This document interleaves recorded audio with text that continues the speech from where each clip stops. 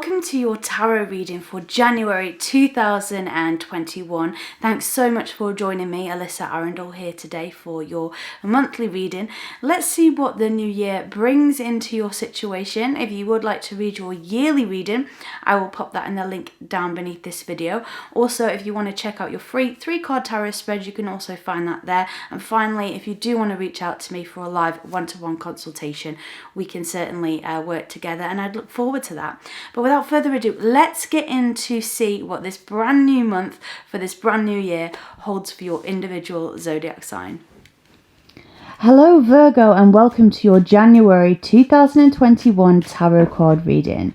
The first card that comes up for you for the start of this year and the first month of this year is the Four of Pentacles.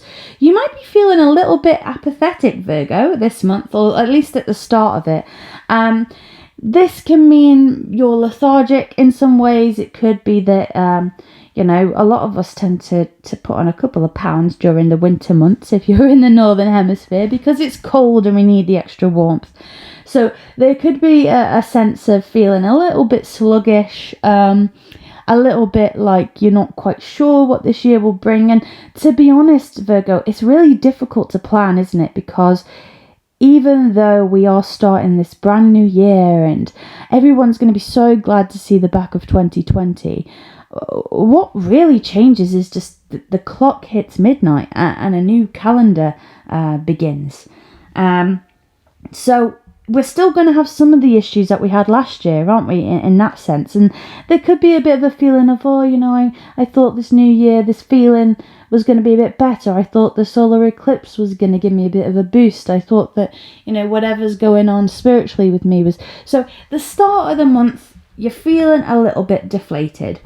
The other meaning to this card can mean that you're not wanting to necessarily use your talents in the best way. This could be through a sense of fear, or it could be because you don't want to damage something.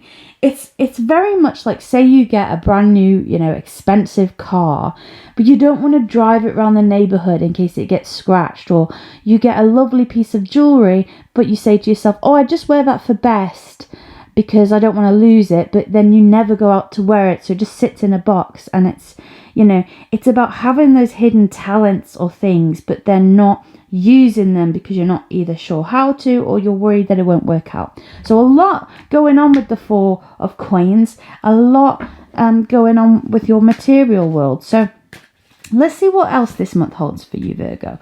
Well, it's not going to look bleak for long, guys, because you have the World, and that feeling of this new chapter that you wanted will come in this month. It just might not be at the stroke of midnight, right? I'm thinking it's more towards the middle of the month where you're feeling like, actually, a new chapter is beginning. I'm getting my mojo back and getting my spark back. I feel more attractive. I feel more confident. I've learned a lot of lessons. I'm embarking on a new journey, because the card that comes after the World is the Fool. It resets, it goes back to zero. So it is about a new journey and a new start. And so, yes, the start of the month might feel a bit wishy-washy, a bit boring, you're just fed up. But then by the middle of the month, you're actually really getting that spark back and seeing all the opportunities that may lay ahead for you this year. And then the next card that comes out is the Ten of Swords. I think when you dig a little bit deeper, what you'll find is you're a little bit battle weary. The Ten of Swords can be about feeling a bit defeated, but you're not dead. It's like after a battle. Imagine that there has been a huge battle on a field in the medieval times, and there are lots of casualties, but you've survived. You've somehow got through it. You've somehow survived, but you look around and there is despair, and you might have succeeded, but to what cost? And actually, I think a lot of us, I don't think it's just you, Virgo, are going to be feeling a bit of a global grief happening, because we have lost people, not just through COVID, through lots of reasons, through wars, through famines, through poverty, through just senseless violence and unkindness. And I really feel that you're going to be feeling this deeply, and one of the reasons why is I think that you're one of the signs that's really going to be sorting it out. really saying to others, you know, come on, this is not the world we want for ourselves. Taking that leadership role. But before you can step into that, there has to be that emotion, that feeling, that realization that, wow, the world is wrong, and I'm going to use my skills that I generally have of detail and picking up on the details of things and really sifting into it. You make wonderful, you know, detectives. You figure things out. You're going to be the figure-outers of this year in a lot of ways. So what Archangel is helping you on your quest then, Virgo? Because there's a lot of responsibility on your shoulders, guys, but I'm excited for you because being the leader means you get to set the rules. So the Archangel you're working with is Jeremiah. The word on this card is overcoming difficulties. How apt. It says the worst is now behind you and you're surmounting any previous challenges. This so ties in with what we've been talking about, because this Ten of Swords is the end of a cycle, much like the world is.